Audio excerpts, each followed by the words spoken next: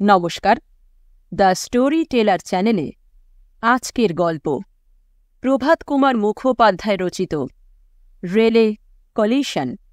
গল্প পাঠে আমি অনিন্দিতা। বঙ্গবাসী কলেজে বিএ পড়িতেছিলাম।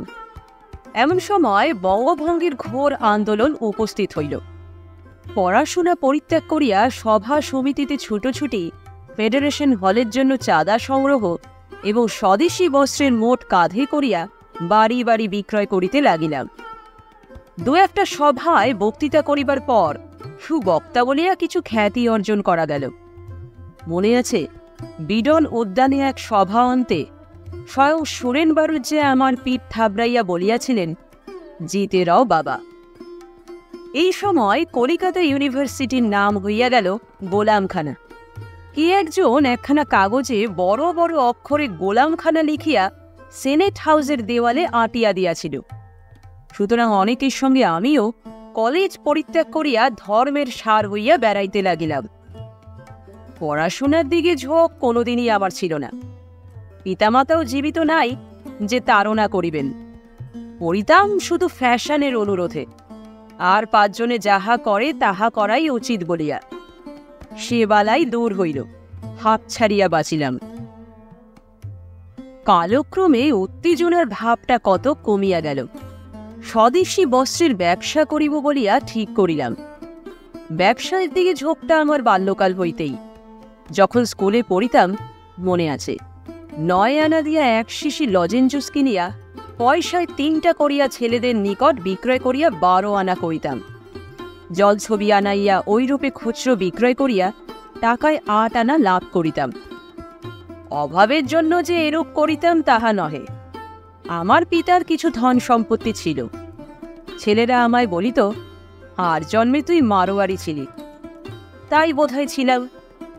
ব্যবসার প্রসঙ্গ শুনিতে, ব্যবসায়ীগণের সঙ্গে মেলামেশা করিতে মনে যে আনন্দ হইত, কোনো জগৎ বিখ্যাত বৈজ্ঞানিক বা দেশ প্রসিদ্ধ কবির সহিত আলাপেও তাহা হইত না। দেশে আমার পৈতৃক নগদ টাকা কিছু ছিল, বেশি নয়, 1000-5 হইবে। ব্যবসায় সব টাকাটা একেবারে ফেলিব না স্থির করিয়া 2000 টাকার ধুতি, শাড়ি প্রভৃতির জন্য আমেদাবাদের এক বিখ্যাত মিলে অর্ডার পাঠাইলাম। বউবাজার স্ট্রিটে একখানা দোকান ঘর ভাড়া লইয়া মাল রাখিবার জন্য র্যাক নির্মাণ করিতে মিস্ত্রি লাগাইয়া দিলাম। সাইনবোর্ড আঁকাইতে দিলাম, তাহাতে লেখা থাকিবে, বন্দে মাতরম বস্ত্র ভাণ্ডার, সোল প্রোপ্রাইটার A.B. কাঞ্জিলাল। বলিতে ভুলিয়াছি, আমার নাম শ্রী অটল বিহারী কাঞ্জিলাল। র্যাক নির্মিত হইল, সাইনবোর্ড প্রস্তুত, এবং একদিন আমেদাবাদ হইতে পত্র আসিল। মিলের মালিক 5 গাইট মাল পাঠাইয়া রসিদখানা ভিপি করিয়াছেন। টাকা দিয়া ভিপি লইয়া আমি যেন মাল খালাস করিয়া লই। তৎসঙ্গে একটি চালান আসিয়াছে। পরদিন পোস্ট অফিস হইতে ইস্টিমেশন পাইলাম। মহা উল্লাসে সেই দিনই গিয়া 2072 টাকা দিয়া ভিপি ছাড়াইয়া লইলাম। রসিদ আসিয়াছে ডাক গাড়িতে, মাল রওনা হইয়াছে মালগাড়িতে। সুতরাং পৌঁছিতে দেরি হইবে। তাই 1 সপ্তাহ অপেক্ষা করিয়া হাওড়ার মাল গুদামে গিয়া অনুসন্ধান করিলাম। কত লোকের কত গাইড আসিয়া স্তূপাকার হইয়া রহিয়াছে, কিন্তু আমার মাল কই, আসে নাই। একজন বাবু বলিলেন, আমেদাবাদ কি এইখানেই বসাই? আরও হপ্তাখানেক পরে এসে খবর নেবেন। যে আজ্ঞে বলিয়া চলিয়া আসিলাম। সপ্তাহ পরে আবার গিয়া সংবাদ লইলাম, না, মাল আজিও আসে নাই। 2-3 দিন অন্তর মাল গুদামে যাইতে লাগিলাম, মালের কোনো পাত্তাই নাই। এইরূপে মাসাধিক কাল কাটিয়া গেল। একদিন মাল গোদামে দাঁড়াইয়া একজন পরিচিত লোককে আমার দুর্দশার কথা বলিতেছিলাম। নিকটেই একজন মারোয়ারি বালক দাঁড়াইয়াছিল। বছর 12 বয়স হইবে। সে ছোড়া শুনিয়া হি করিয়া হাসিয়া উঠিল। আমি রাগতভাবে জিজ্ঞাসা করিলাম, হাসতা হ্যাঁ কাহে জি? ছোকরা পরিষ্কার বাংলায় বলিল, হাসছি বাবু, আপনার আক্কেল দেখে। মাল এসে পৌঁছল কিনা তার ঠিকই নেই, 1 ঝুড়ি টাকা দিয়ে বিলটি ছাড়িয়ে দিলেন। বিলটির ভিপি এনে আমরা প্রথমে মাল গুদামে এসে খবর নিই, যে মাল এসেছে কিনা। মাল সচক্ষে দেখে তবে আমরা পোস্ট অফিসে যাই। বিলটি 3 হপ্তাহ ডাকঘরে জমা থাকে। ছোকরার কথা শুনিয়া আমার চক্ষু খুলিয়া গেল। ঠিক কথাই তো, কিন্তু কই, এ কথা তো এতদিন কেহই আমায় বলে নাই। এই 12 বছরের ছোড়া এই কথা জানে, অথচ সে কালিদাস পড়ে নাই, ভবভূতি পড়ে নাই, শেক্সপিয়ার মিল্টনের নামও তাহার ঊর্ধ্বতন চতুর্দশ পুরুষ কেহ শ্রবণ করে নাই। মাল আসিল না। রেল কোম্পানির নিকট দরখাস্ত করিয়াছি, তাহারা ছাপা ফর্ম ফিল আপ করিয়া উত্তর দিয়াছেন। অনুসন্ধান করিতেছি। সে তারা করুন, আমি তো মান পাইবার আশা ছাড়িয়াই দিয়াছি। শেষ পর্যন্ত মোকদ্দমা করিয়া রেল কোম্পানির নিকট হইতে টাকা আদায় করিতে হইবে, কিন্তু সে পরের কথা। আপাতত বস্ত্র খরিদের জন্য স্বয়ং আমেদাবাদ যাত্রা করিলাম। বিভিন্ন মিলে গিয়া স্বয়ং দেখিয়া মাল অর্ডার দিব। বিভিন্ন মিলে, কারণ সব খরিদ্দারের পছন্দ একরকম নহে। এই জ্ঞানটুকুও সম্প্রতিই অর্জন করিয়াছি। ফিরিয়া আসিয়া হাওড়ায় আমার মাল পৌঁছিছে সচক্ষে দেখিয়া তারপর পোস্ট অফিস হইতে বিলটির ভিপি ছাড়াইব। বোম্বাই মেলে কলিকাতা হইতে যাত্রা করিলাম। ইন্টার ক্লাসের টিকিট ছিল। ইটারসি স্টেশন ছাড়াইয়া রাত্রি হইল। ব্যাগে লুচি, আলু ভাজা ও মোবন ভোগ ছিল। তাহাই খাইয়া বিছানা পাতিয়া শুইয়া পড়িলাম। আমার কামরায় তখন 2 জন মাত্র আরোহী ছিল। আমি জাগিয়া থাকিতেই তাহারা নামিয়া গেল। তারপর আমি ঘুমাইয়া পড়িলাম। কতক্ষণ নিদ্রিত ছিলাম জানি না, কর্ণ বধিরকারী বিরাট ভীষণ শব্দে নিদ্রা ভঙ্গ হইল, এবং সঙ্গে সঙ্গে আমি বেঞ্চির উপর হইতে ছিটকাইয়া মহাবেগে কোথায় যেন পতিত হইলাম। চক্ষু খুলিয়া দেখি সমস্তই অন্ধকার। একটা মর্মর কর্কর শব্দ এবং সেই সঙ্গে অনেক লোকের করুণ আর্তনাদ কানে আসিতে লাগিল। নিজে তখনও আমি দুলিতেছি। আমার ডান দিকের অরুতে এবং মাথার পশ্চাতে ভীষণ যন্ত্রণা। বুঝিলাম ট্রেনে কলিশন হইয়াছে। দোলানি ও মর্মর কর্কর শব্দ শীঘ্রই থামিয়া গেল। অরুতে হাত দিয়া দেখিলাম একটা কাঠের টুকরো সেখানে বিধিয়া রহিয়াছে। সেটা খুলিয়া ফেলিতেই যন্ত্রণা একটু কমিল বটে, কিন্তু দর দর ধারায় রক্তপাত হইতে লাগিল। তাহা স্পর্শ দ্বারা বুঝিতে পারিলাম। আরও বুঝিলাম এই কলিশনে আমি মরি নাই। মরিনে ক্ষতস্থান হইতে রক্ত পড়িত না। ভাঙা গাড়ি স্তূপের ভিতর জীবন্ত সমাধি লাভ করিয়াছি। বাহির হই কি করিয়া? কই, কোনো দিকে তো একটু আলোকের কণাও দেখিতে পাইতেছি না, কিন্তু শ্বাসকষ্টও তো অনুভব করিতেছি না। বায়ু প্রবেশের পথ কোথাও নিশ্চয়ই আছে, এবং সেই পথেই নরনারীর সমবেত কণ্ঠোত্থিত আর্তনাদও শ্রবণ পথে আসিয়া পৌঁছিতেছে। বাহির হইবার কোনো উপায় কি নাই? এই অন্ধতম গহ্বরে অনাহারে মৃত্যুই কি আমার অদৃষ্ট লিখন?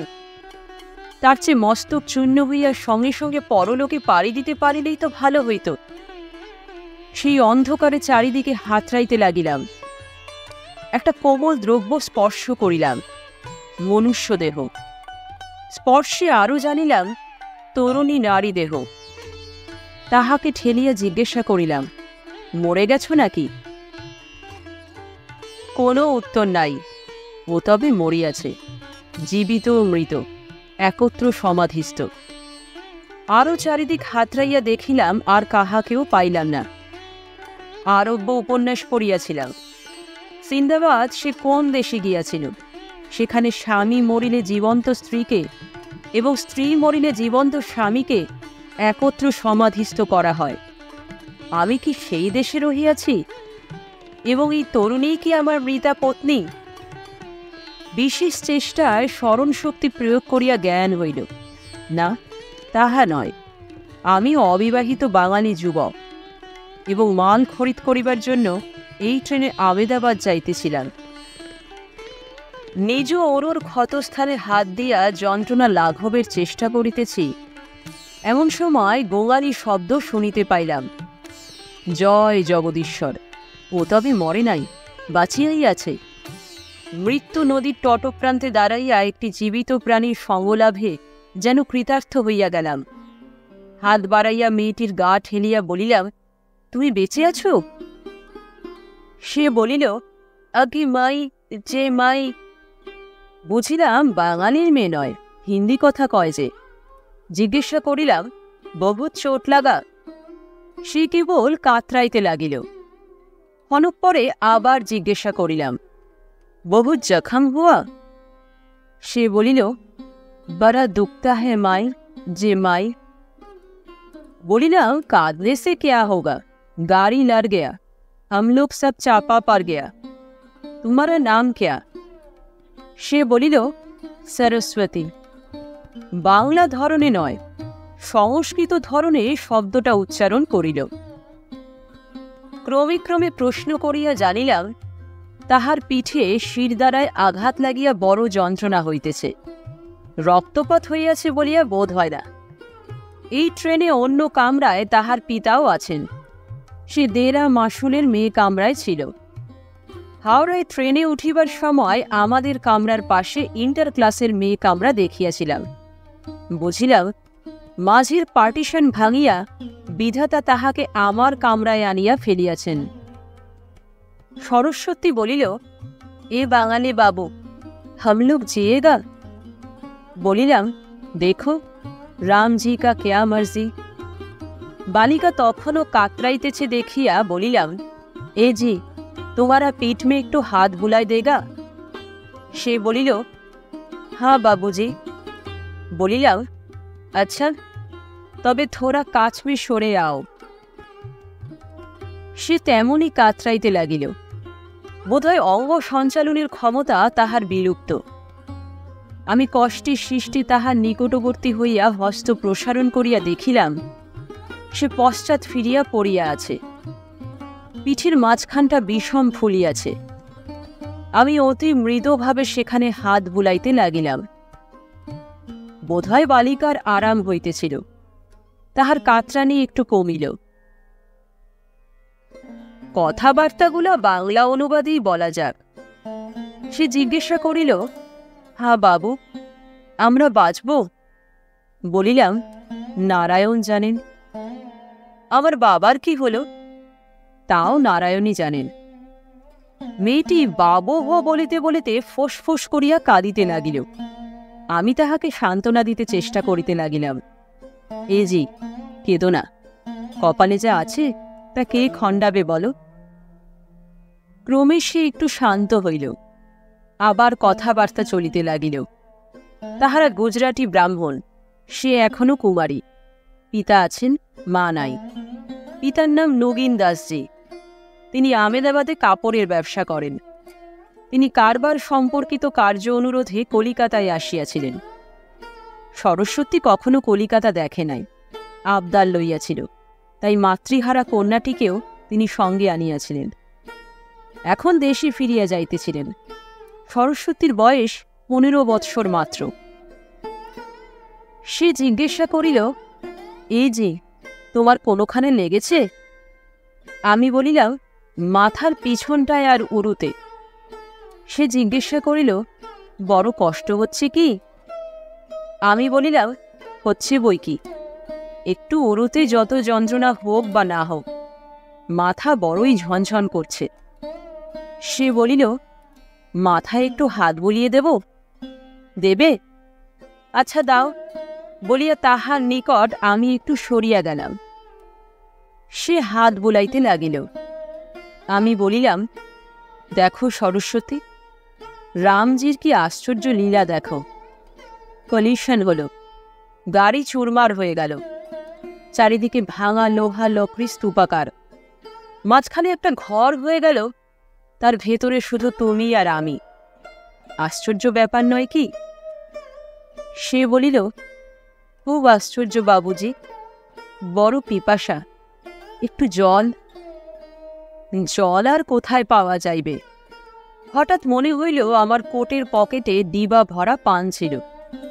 হাত দিয়া দেখি সে ডিবা আছে। বলিলাম, জল এখানে কোথায় পাবে? পান আছে, খাবে? দাও।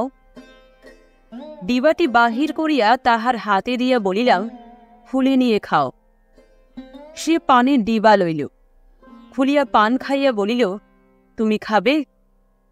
আমি বলিলাম, আমার 2 হাতেই তো রক্ত মাখা, তুমি যদি খাইয়ে দিতে পারো তো খাই।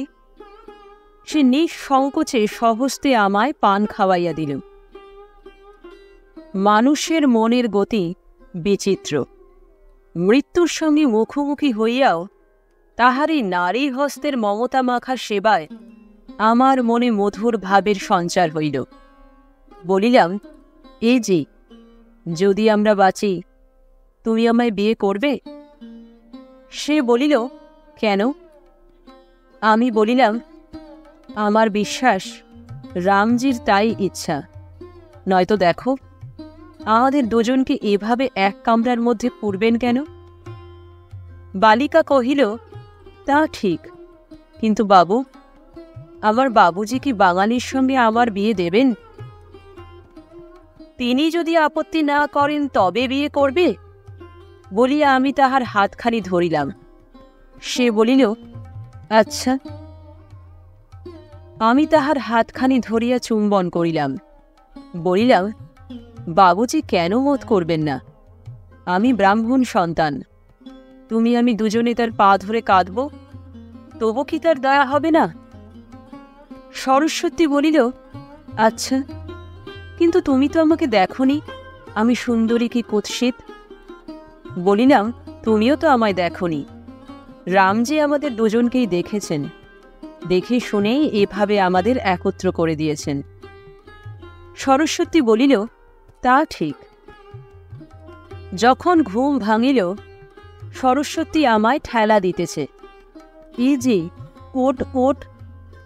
চক্ষু খুলিয়া দেখিলাম, নানা ছিদ্র পথে দিবালোক প্রবেশ করিতেছে, বাহিরেও অনেক লোকের গোলমাল। সেই অল্পালোকে সরস্বতীর মুখপানে আমি চাহিলাম। চক্ষু বুজিয়া গ্রহণ করিয়াছি বটে, কিন্তু রামজি আমায় ঠকান নাই। বলিলাম, বোধহয় সরস্বতী, আমরা উদ্ধার পাব। বাইরে অনেক লোকের গলার স্বর শুনছি, ওরা আরোহীদের বাঁচাতে এসেছে। সপ্রতীক্ষ হৃদয়ে আমরা প্রায় আধ ঘণ্টা কাল অপেক্ষা করিলাম। তারপর আমাদের অতি নিকটে কাঠ ভাঙার দুর্দার শব্দ পাইলাম। ক্রমে ক্রমে আলোক প্রবেশের পথ বর্ধিত হইতে লাগিল। অবশেষে এক স্থান সম্পূর্ণভাবে ফাঁকা হইয়া গেল। কয়েকটা কাঠের টুকরা ঝরঝর করিয়া আমার গায়ে আসিয়া পড়িল। একজন লোক মুখ বাড়াইয়া আমাদের দেখিয়া বলিয়া উঠিল, জিতা হ্যাঁ। আমরা বাহির হইলাম। সরস্বতী দাঁড়াইতে পারে না, আমার কাঁধে ভর দিয়া অতি কষ্টে চলিতে লাগিল। একজন সাহেব আসিয়া আমার নাম ইত্যাদি জিজ্ঞাসা করিল। সরস্বতীর পরিচয় জিজ্ঞাসা করিলে আমি বলিলাম, ইনি আমার পত্নী। সাহেব খাতায় মিস্টার ও মিসেস A.B. কাঞ্জিলাল লিখিয়া বলিল, তোমরা হাঁটিতে পারিবে? হাঁটিয়া পরের স্টেশনে চলিয়া যাও, সেখানে বিনা পয়সায় পাস মিলিবে, যেখানে ইচ্ছা যাইও। বলিয়া সাহেব চলিয়া গেল। আমরা দুইজনে সরস্বতীর পিতার বহু অনুসন্ধান করিলাম, কিন্তু কোথাও তাহাকে দেখিতে পাইলাম না। শুনিলাম তৎপূর্বেই 2খানা রিলিফ ট্রেন ভরিয়া বহু মৃত ও আঘাতপ্রাপ্ত ব্যক্তিকে নাগপুরে পাঠাইয়া দেওয়া হইয়াছে। সরস্বতী বলিল, পরে স্টেশন অবধি হাঁটিয়া যাওয়া তাহার পক্ষে অসম্ভব। নিকটে একখানা গ্রাম দেখা যাইতেছিল। আমরা বিশ্রামের আশায় কষ্টে শিষ্টে সেই গ্রামে গিয়া পৌঁছিলাম।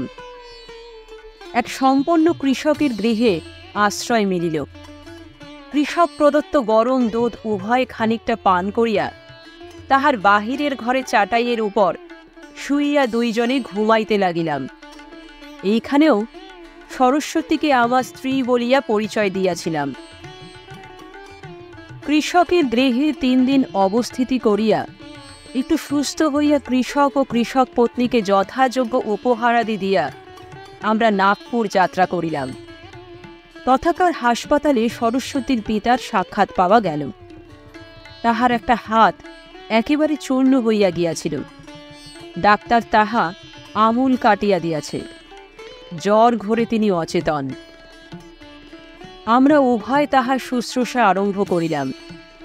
5-6 দিন পরে তাহার কতকটা জ্ঞান হইল।